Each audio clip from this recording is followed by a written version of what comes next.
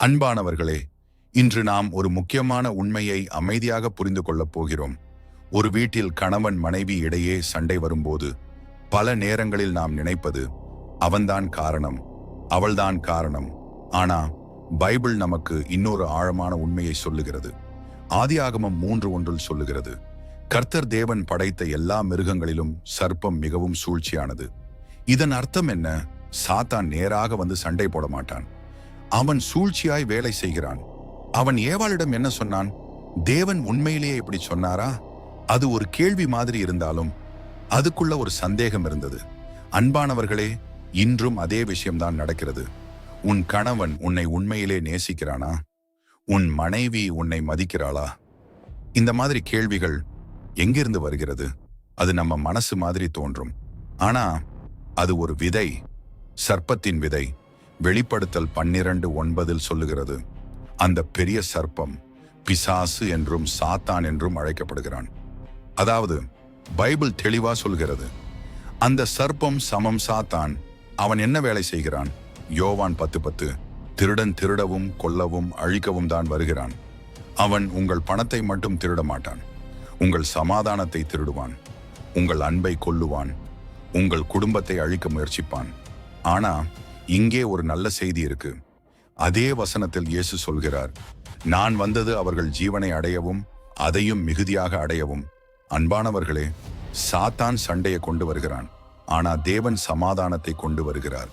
யாக்கோபு 3:16, பொறாமையும் சண்டையும் இருக்கும் இடத்தில் குழப்பமும் எல்லா தீமையும் இருக்கும்.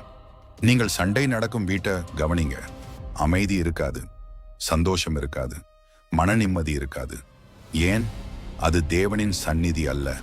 ஆனா கலாத்தியர் 5:22, ஆவியின் கனிகள் அன்பு, சந்தோஷம், சமாதானம். எங்க தேவன் இருக்கிறாரோ அங்கே அன்பு இருக்கும், அங்கே சந்தோஷம் இருக்கும், அங்கே சமாதானம் இருக்கும். அப்படியானால் சண்டை வந்தால் நாம் என்ன செய்ய வேண்டும்? முதல் விஷயம், அறிவு வேண்டும். இது என் கணவன் இல்லை, இது என் மனைவி இல்லை, இது ஒரு ஆன்மீக தாக்குதல். இரண்டாவது, வார்த்தையை கட்டுப்படுத்த வேண்டும். நீதிமொழிகள் 15:1, மென்மையான பதில் கோபத்தை தணிக்கும். ஒரு மென்மையான வார்த்தை ஒரு பெரிய சண்டையை நிறுத்தும். மூன்றாவது, ஜெபம் செய்ய வேண்டும். சண்டை நேரத்தில் வாதம் செய்யாமல் மெதுவாக உள்ளத்திலேயே சொல்லுங்கள், கர்த்தரே, இந்த சூழ்நிலையை நீர் கையில் எடுங்கள், என் இதயத்துக்கு சமாதானம் தாரும். பிலிப்பியர் 4:7, தேவனுடைய சமாதானம் உங்கள் இதயங்களையும் எண்ணங்களையும் காக்கும். அந்த சமாதானம் வந்தவுடன் கோபம் குறையும், வார்த்தை மாறும், சூழ்நிலை மாறும். நான்காவது, மன்னிப்பு. எபேசியர் 4:27, பிசாசுக்கு இடம் கொடுக்காதீர்கள்.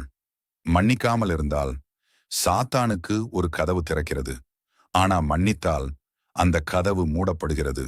அன்பானவர்களே, இன்று ஒரு முக்கியமான தீர்மானம் எடுங்கள். என் வீட்டில் சண்டை வரலாம், ஆனால் அது தங்காது. என் வீட்டில் கோபம் வரலாம், ஆனால் அது வளராது. என் வீட்டில் தேவனுடைய சமாதானம் நிலைக்கும். இப்போது ஒரு நம்பிக்கை வார்த்தை, இதை கவனமாக கேளுங்கள். நீங்கள் இன்று இந்த உண்மையை புரிந்து கொண்டு சண்டை நேரத்தில் ஜெபிக்க ஆரம்பித்தால், வார்த்தையை கட்டுப்படுத்த ஆரம்பித்தால், ஒருவரை ஒருவர் அன்புடன் அணுக ஆரம்பித்தால், நாளைக்கே ஒரு மாற்றம் காண்பீர்கள். உங்கள் வீட்டில் சூழ்நிலை மாற ஆரம்பிக்கும். பேசாதவர்கள் பேச ஆரம்பிப்பார்கள். குளிர்ந்த இதயங்கள் மென்னாகும். ஏனென்றால் நீங்கள் மட்டுமில்லை, தேவன் உங்களுடன் இருக்கிறார்.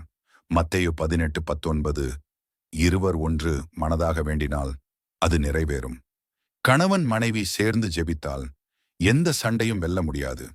இறுதியாக இதை உங்கள் இதயத்தில் சொல்லுங்கள், கர்த்தரே, என் வீட்டில் சர்ப்பத்தின் வேலை முடிவடையட்டும், உங்கள் சமாதானம் நிரம்பட்டும், எங்கள் உறவு ஆசீர்வாதமாகட்டும். அன்பானவர்களே, உங்கள் குடும்பம் உடையாது, உங்கள் உறவு கெடாது. தேவன் அதை காப்பாற்றுவார். நம்பிக்கையுடன் இருங்கள். நல்ல நாள்கள் வருது, சமாதானம் வருது. தேவனுடைய அற்புதம் உங்கள் வீட்டில் நடக்கப் போகிறது. ஆமேன்.